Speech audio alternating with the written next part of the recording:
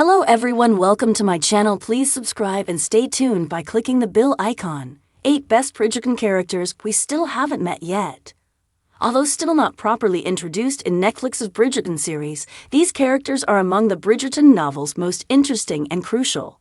Bridgerton seasons 1 and 2 introduced plenty of interesting characters that quickly became fan favorites, but there are many more already existing in the Bridgerton novels that are just as impressive. Focusing on the eldest daughter and eldest son respectively, Bridgerton seasons 1 and 2 managed to introduce all Bridgerton siblings while focusing more on the eldest, with their stories built in the background of Daphne and Anthony's challenges taking center stage.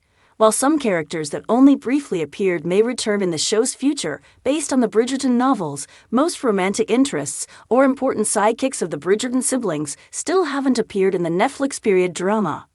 Unlike in the Bridgerton novels, Sir Philip Crane already appeared in both Bridgerton seasons 1 and 2 to offer Marina Thompson a hand in getting out of her troublesome situation, and then as her husband. However, some central characters of Bridgerton's 5th novel centering on his and Alois's story have only briefly been mentioned, and most of the other intriguing characters yet to appear in Bridgerton haven't even become part of the Ton or met the Bridgerton siblings. Whether Netflix's Bridgerton changes parts of their stories or not, these characters will undoubtedly steal scenes in the background as the rest of the Bridgerton siblings find love. 8. Sophie Beckett. The illegitimate daughter of the Earl of Penwood, Sophie Beckett first appears in Bridgerton's 3rd book, An Offer from a Gentleman, which details Benedict Bridgerton's unintended quest for love.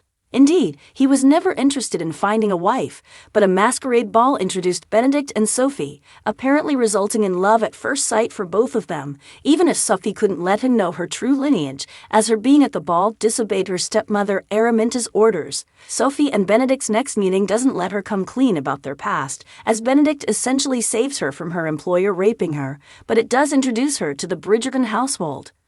Sophie and Benedict's romance is made difficult by their different social classes, although the real villain proves to be the Earl of Penwood's wife, Araminta.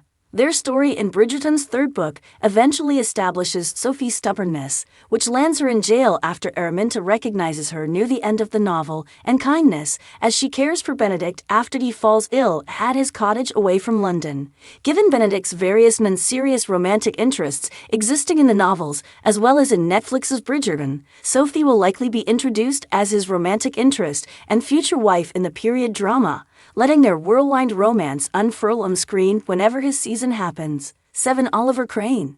Bridgerton Season 2 reintroduced Marina Thompson in a bid to give closure to Colin, but in doing so it also briefly mentioned Oliver and Amanda Crane, Marina and Philip's children. However, the Bridgerton novels only introduced Philip's children after Marina's death, when Alois meets them in the book to Sir Philip with love. With Philip's tendency to hide in the greenhouse, Alois spends most of her time with the twins, and Oliver quickly establishes himself as affected by his father's isolation away from them, even more than Marina's death. However, his repeated misbehaving offers some lightheartedness to one of the darkest Bridgerton novels. 6. Amanda Crane. Unlike Oliver, who briefly appears in Marina's arms in Bridgerton Season 2, his twin Amanda has only so far been mentioned in the Netflix period drama. However, her appearance in Bridgerton's 5th novel happens simultaneously with Oliver's, as the two twins go out of their way to push away all the governesses Philip hires for them and initially try to get Alois to return home too. However, Alois eventually wins over Amanda, and by spending time with Amanda and Oliver, she essentially convinces Philip she could be a good mother to the twins, as Philip was initially looking only for that in a wife. 5. Michael Sterling. The Netflix show and the Bridgerton novels have in common their dismissal of Francesca Bridgerton, as she was absent from Bridgerton Season 1 and always in the background during Bridgerton Season 2. Still, it's through her that the 6th Bridgerton novel, When He Was Wicked, introduces Michael Sterling, 9th Earl of Kilmartin. Although Francesca first marries John, the 8th Earl of Kilmartin, he unexplainably dies after a headache in their first year of marriage. Michael had already fallen for Francesca before she married his cousin, but always kept his distance precisely because he couldn't have feelings for his cousin's wife. John's death loomed over Francesca, as it did Michael, but once she decided to remarry in Bridgerton's 6th novel, Michael isn't even considered as an option at first, because Francesca always saw him as her best friend. Michael's impudence and devotion to Francesca, along with his ability to let her see things from different perspectives, make him one of the most peculiar characters still to be introduced in Bridgerton. As his malarial fevers also are an important part of the sixth Bridgerton novel, they introduce an uncommon story never before tackled by Netflix adaptation. For Hermione Watson, the best friend of Lady Lucinda Abernathy, Miss Hermione Watson first appears in Bridgerton's eighth and final novel, On the Way to the Wedding. Blindsided by her beauty, Gravery pursues her for the best part of the novel, focusing on him, although was trying to get into Hermione's graces by befriending Lucy, eventually makes him fall in love with her. Hermione always proved to be Lucinda's champion, truly one of the few that cared about her besides Lucy's brother, Richard Fensworth, who eventually becomes Hermione's husband in the eighth Bridgerton novel.